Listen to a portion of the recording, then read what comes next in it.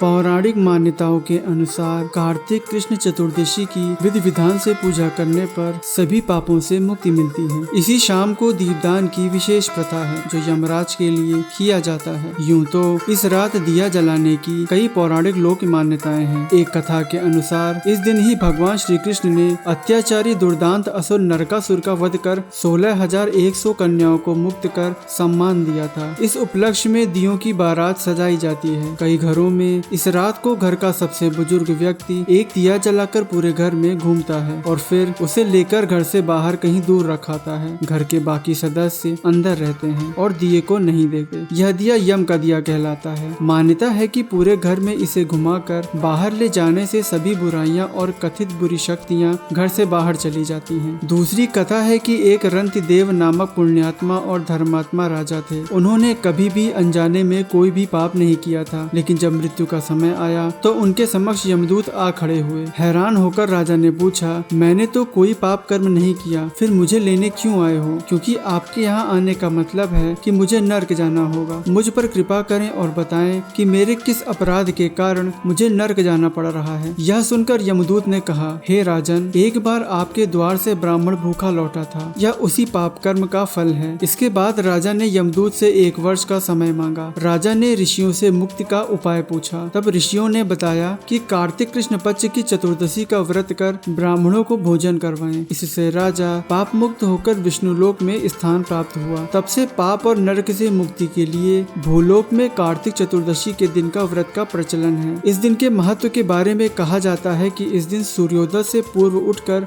तेल लगाकर और पानी में चिरचिरी के पत्ते डालकर उससे स्नान करके विष्णु मंदिर और कृष्ण मंदिर में भगवान का दर्शन करना चाहिए। इससे पाप कटता है।